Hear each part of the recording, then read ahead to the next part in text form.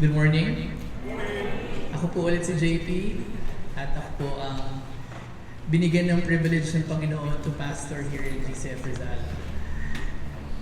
Have you ever sat through a sermon, a talk, maybe even a Bible study, and in your head, grabe, sobrang powerful ng message na yun. Talagang yung tama niya sa'yo, iba. Pero a week later, you realize nothing actually changed. We've all been there, ano? We're inspired in the moment, stirred by the word in the moment, even blessed, pero hindi tayo nabago. That's exactly what happened sa passage natin, ano? Sermon on the Mount, our series also in Sermon on the Mount ends today, just like how kay Jesus Christ nung time na yun had just ended. And grabe yung sermon ni Christ eh. Finlip niya talaga yung mga worldviews ng tao ng panahon nila. He challenged the way they live, challenged how they worship, how they love, how they give, and so on and so forth. And the crowd, we will see here, they were amazed, pero what we will find as Matthew continues, or in history, we will find na hindi naman na-transform halos lahat. Sure na move sila, sure na amazed sila, pero not enough to surrender their lives to Christ. Could that also be us? Could that also be you? So the question isn't just, did I listen to the sermon? The question isn't even about, did I find it amazing? The question really is, did I respond to the authority of Christ? Not just the teaching, not the inspiration, but the authority behind every word. The danger isn't disagreement. The danger is to be amazed without obedience. So are you just amazed by what you heard? Are you just amazed by the Sermon on the Mount? Or did it hit you so deep that you surrendered to the leadership of Jesus Christ? Hindi ito para sa anak mo, hindi ito para sa nanay mo, hindi ito para sa pinsan mo, hindi ito para sa kapitbahay mo, o para kanino man. Ang message ay para sa iyo. Now when we study the passage, we will find that una, we will see that the crowd responded just like anyone else to Jesus Christ ng time nila, amazing, astonished. But then, as we investigate further why they responded that way, we will also realize that there are many things in common between us and the audience of Jesus Christ.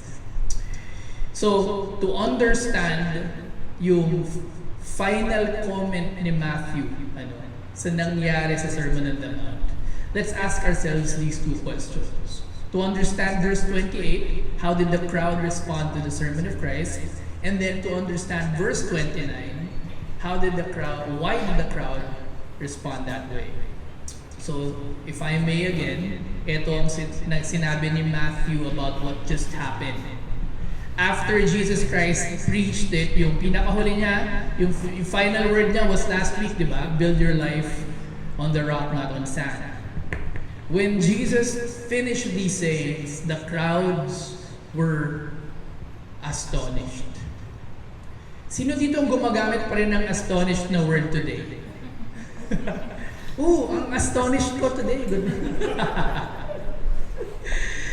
So, ang hirap bigyan ng meaning yung something na hindi naman natin ginagamit vernacularly. Pero when you study words in Scripture, even in context, you can understand it. One way is to see that Matthew is an author, and he would repeat a certain word so that you would understand it. And there are 5 other instances in Matthew na ginamit yung word na astonish that would help you understand ano bang ibig sabihin nun during their time. One instance ay nung nagturo si Christ sa hometown synagogue, the crowd were amazed. Pero di ba they had comments about him? Sino ba to? Parang ganyan. Di ba yan yung anak ng karpintero? So in a sense, telling you that astonishment, but hindi ibig sabihin astonished or amazed enough na hindi mo nahahanapan ng something to be offended about. Okay? Another instance in Matthew 19, nung tinuro ni Christ na rich people mahihirapan makapasok sa kingdom of God. The disciples were greatly shocked, thinking that wealth was a clear sign of God's providence or hand sa kanila. So, astonishment is to be shocked. Gulat ka sa kakaibang tinuro. So it could be something applicable also to our passage kasi ang dami ng in-upside down ni Christ, diba, sa Sermon on the Mount. Kasi God's grace defies human assumptions. Another one, Matthew 22, nung tinatrap siya ni Caesar, sa taxes, yung Pharisees and Herodians were silenced and amazed. Same word in Greek na astonished din sila na hindi nila maikutan si Christ. Another instance, yung mga Sadducees naman or yung mga philosophers na Hudyo, view on resurrection, the crowd was amazed at his teaching when he engaged with the philosophers. So in the same way, parang amazement pa rin. And also, kay Jesus Christ, nung nasa trial siya kay Pilate, Pilate himself was astonished, amazed by how Jesus Christ responded to him in his accusation. So to be astonished is to be emotionally moved or intellectually stunned even, pero hindi ibig sabihin that you believe, that you are sold out, that you obey or following him. Anyone can be astonished.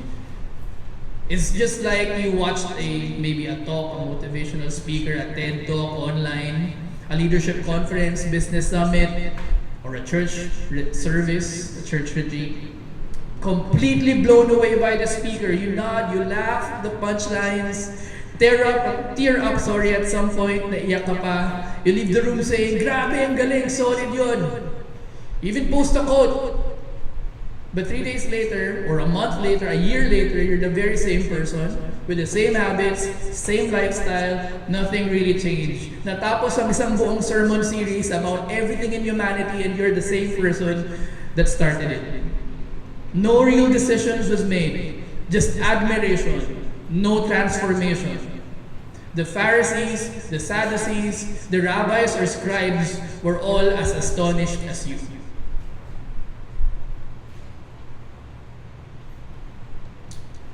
So don't stop at being just astonished. Let His authority reshape the reality. Couple of questions na would help you reflect. Is there any area in your life where you admire Jesus' words? Ganda. Pero this is not for me. Para sa ibang tao lang yan. Or wala pa ako doon. Or do I only follow Him, Jesus Christ, and His words, if it makes sense to me? Or also, when they confront and correct me? Or another question, what is one concrete area this week where I need to move from admiration to obedience? Don't stop at being amazing. Let His authority reshape your reality. But before we talk about how we should respond to Him, let's talk. Also, let's ask, paano ba nag-respond yung original audience ni Christ when He preached itong sermon na to? Why were they amazed? And more importantly, why didn't that amazement turn into surrender immediately? Of course, we will find, in yung next sermon series natin sa Acts 1 to 6, we will find that there are still many naman, perhaps who were in the audience of Christ, na eventually, nanampalataya rin sa Kanya. Pero at this juncture, why did the crowds respond that way? There are two descriptions that Matthew said. Una, for he was teaching them as one who had authority. Sa Pilipinas, often, we give authority to people simply because it's institutional. You can be Catholic, Protestant, Christian, folk religious, I don't know.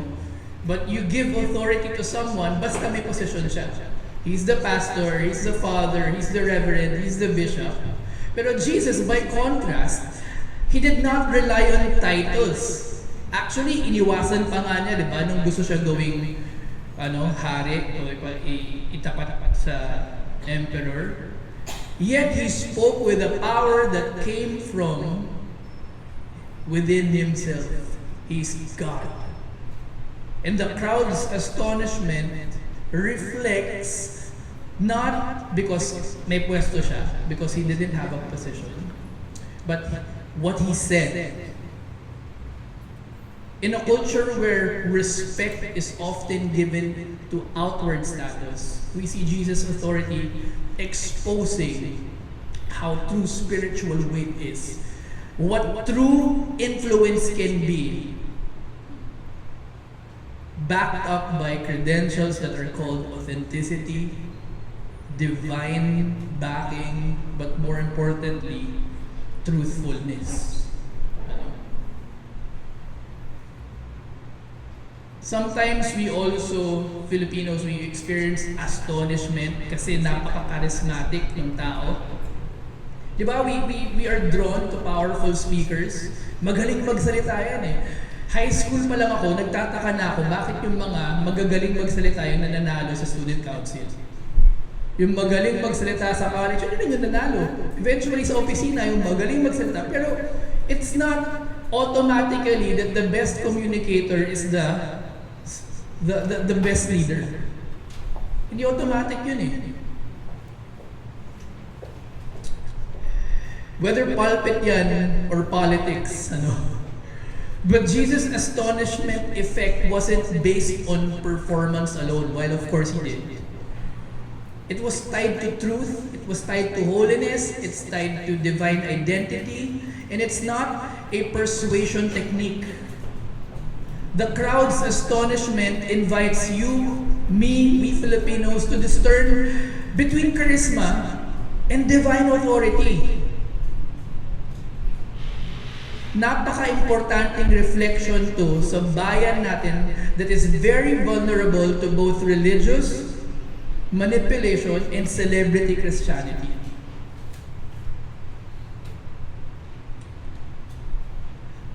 Meron din tayong tendency makisama o mag-avoid conflict. Kaya we give authority to a certain person. Kasi we value harmony. So, scribes typically taught safely with tradition. Pero Jesus Christ confronts the status quo. Kung main value nung time niya ay pakikisama, he wouldn't have been crucified. Nakisama siya doon sa legal system nila.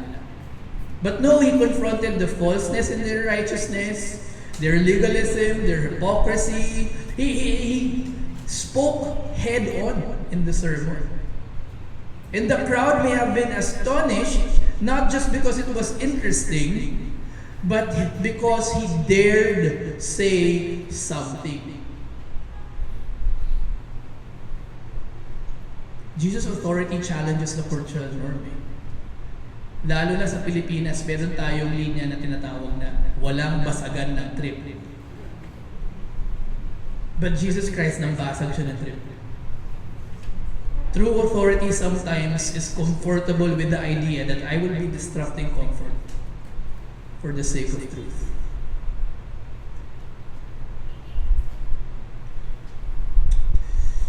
And more sinister, authority in the Philippines tied to power structures and corruption. In politics, in religion, even in family, authority is often associated with hierarchy, patronage, patterned with utang na loob dynamics. Pero si Christ, yung authority niya, we understood in the Sermon on the Mount, non-coercive, non-manipulative, but deeply logically rooted in truth. And of course, with the motive of love.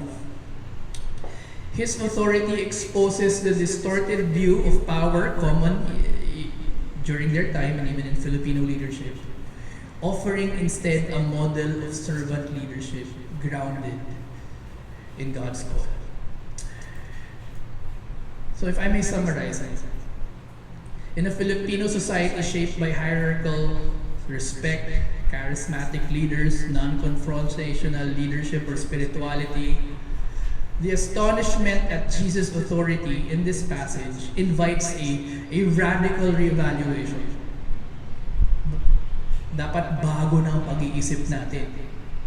True authority is not about title, tradition, or performance, but the divine integrity, your truth, and courage to speak out, just like Jesus Christ. And not like how Filipinos attribute it to others, or even how the Jews, ito yung susunod eh. The typical spiritually authoritative people were the scribes. And Jesus Christ was clearly described by Matthew as not like the scribes. That must mean something. Ano ba ang scribes?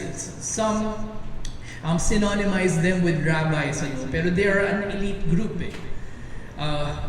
Rabbis formed a close order.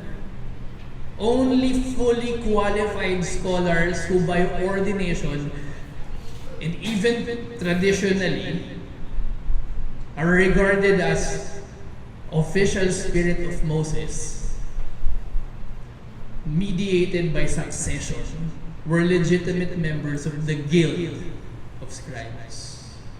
So meron silang elitism. Bakit? Kasi sa panahon nila, not everyone is as literate, much more experts. And the rabbis were the experts. You have to also understand that they were not the Pharisees. Scribes emphasized head knowledge of Scripture. They were theologians.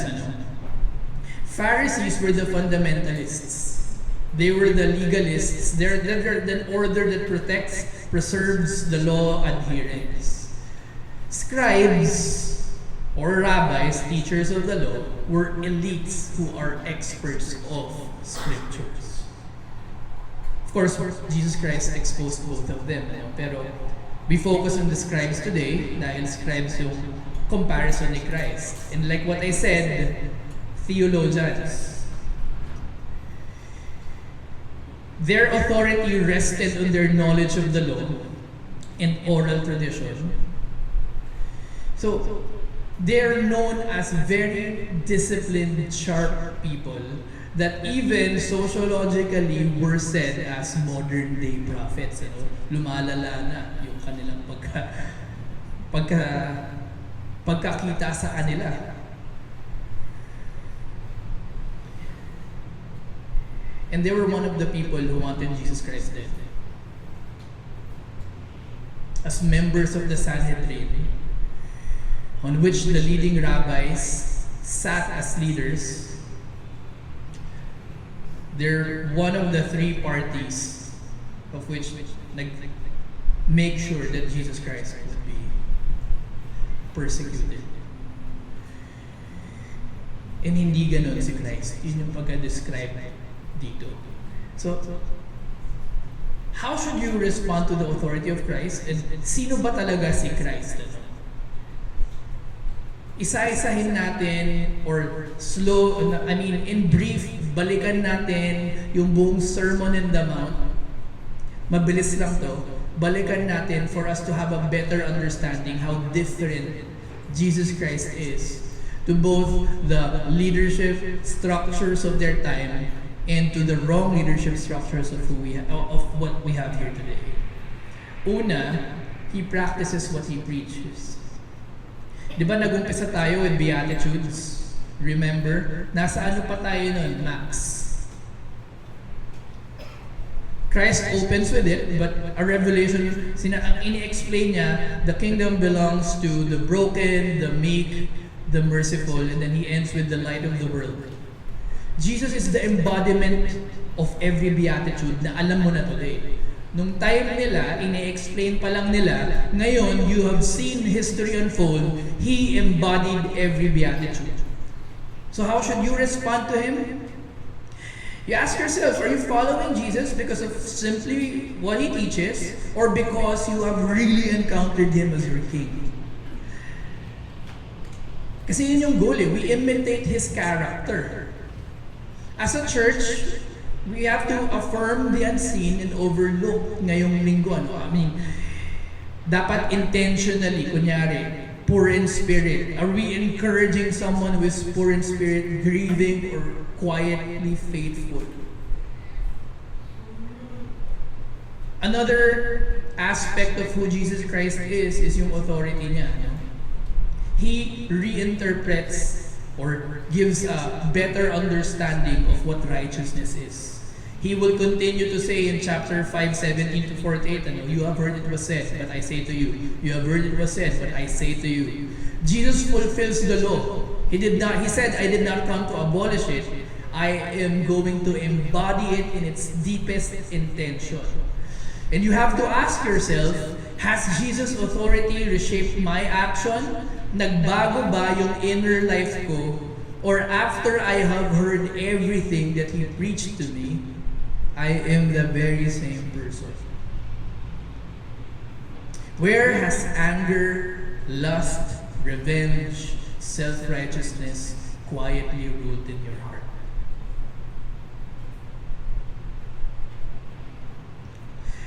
Jesus Christ also critiqued religious performance.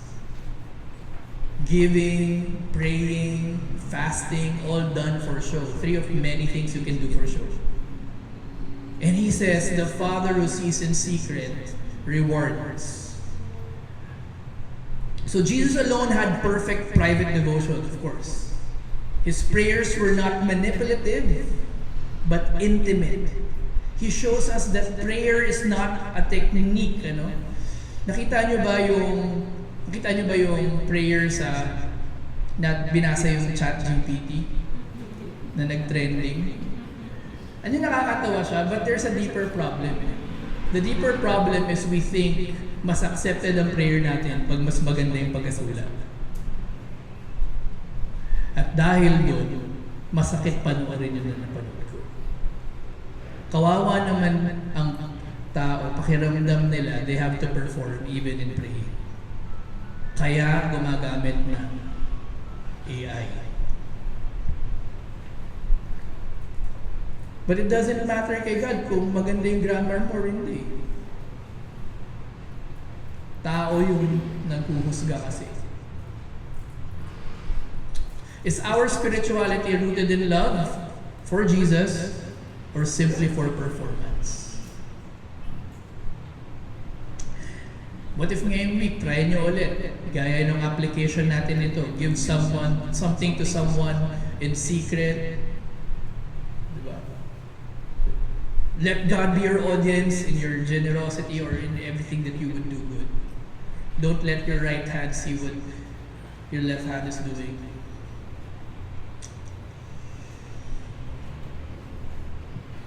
Where your treasure is, where your eyes focus, what you serve, these reveal your allegiance. Worry reveals misplaced trust.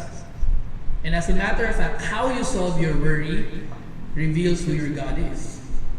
Hindi yung, minsan kapag may worry ka, takbo ka sa, anak mo, takbo ka sa asawa mo, takbo ka sa sa trabaho mo, takbo ka sa career mo, takbo ka sa that reveals it. How you look at your future, hindi, nandyan naman si Black. Tutulungan ako niyan. Is an idol. Does your peace come from provision ng Panginoon? Or from your husband, a wife, child? Galing ba yung kapayapaan mo kay Christ?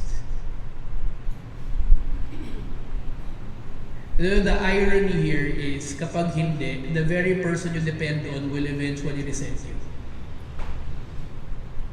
Kasi nakakapagod ka kasama, hingi ka ng hingi. Ang sarap bigyan ng tao na bibigyan mo lang, pero hindi siya nagdi-demand.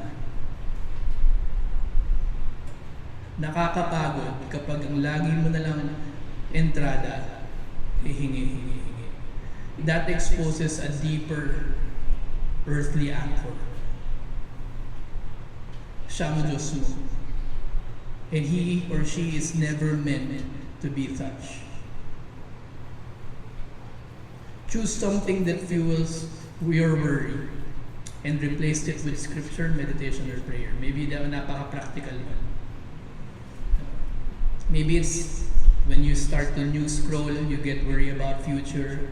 When you do excessive budget apps, comparison on social media, there are things that hindi naman kailangan, pero we go to because kinakabahan tayo.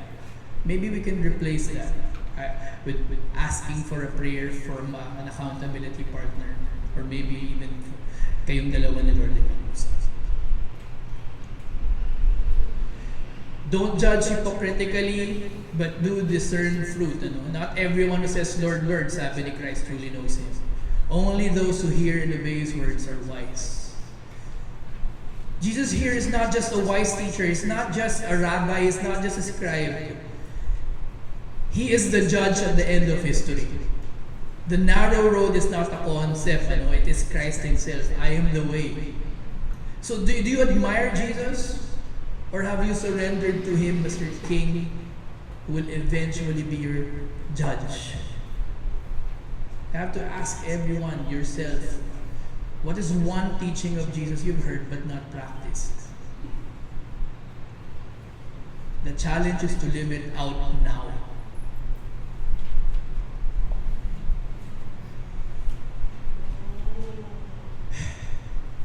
And even in Matthew 7:20 to 29, it talks about even salvation is not in amazement. Not all submission to Jesus Christ requires some sort of emotional high. Hindi. You will find astonishment is not salvation, as you will find the crowd was amazed. And several times, even the Pharisees, the Sadducees, and the rabbis were amazed, and they planned to kill Christ. So astonishment is not salvation. Salvation depends on Jesus' authority. He is the lawgiver. That's in Matthew 7:29, 22, 28, 32, 5:22, 28, 32. And we are saved, like last week, by building on the rock. Not just by hearing, but by trusting, obeying Him as your Lord and Savior. You see, when Jesus finished preaching, the crowd was astonished, pero Matthew hindi niya sinabi na they believed. He could have said that. They were amazed, but amazed isn't saved. Amazed isn't surrendered. So to the one who has never surrendered to Christ, kaibigan, kapatid, astonishment is not what you're looking for. It's not even a good start at times. But salvation begins when you stop building your life on things, on sand, on relationships, on politics, on whatever. And you start to make a decision to come to Jesus. Hindi mo alam kung paano mo babaguhin to Christ, hindi ko alam. Kaya nga ako humihingi ng Savior. Trust Him as your Savior and your King. Surrender to the one who has all authority in heaven and on earth, and who laid down his life to save you. So if you have never made this decision, the question is, will you receive him today, not just as one of the many teachers of the world who are so wise, but as your only Lord and Savior? And maybe there are other people here who have drifted. Maybe you once followed him, but lately you've just been admiring Jesus from afar. You listen to sermons here, posting Christian things, you watch things on social media and YouTube, but you're not walking closely. Today He's offering you, an opportunity again. He's calling you back. Today is an appreciation of His patience, of His mercy. The King is gentle to returners. So resurrender to His loving authority again. Will you stop just being amazed and start letting Him take control of that part na ayaw mong ibigay? And to the one who's faithfully following, keep going. Stay anchored. Build your life daily on the rock. Anticipate temptations. Anticipate the enemy trying to make your life harder. Anticipate persecution even from the world who will never understand. Because deep inside you know His words will never fail you. Your obedience is never going to be in vain. And the King who will reward sees it all. Maybe today you can ask for a fresh grace. A nudge. Lord, tulungan mo ako to continue building my faith in You. There were many reactions to Jesus' words, but the only safe one is surrender. Come to the King not because you have everything together, but because He does. Have you ever heard something that stopped you in your tracks? That's what we asked kanina. Pero hindi niya nabago yung steps mo. That's what happened to the crowd. They were astonished. They didn't repent. Matthew didn't say they followed. They were simply amazed. As your pastor, I hope hindi yun ang storya mo.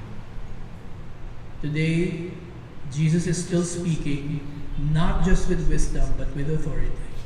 And not just to impress you, but to invite you to surrender, return, and build your life on Him.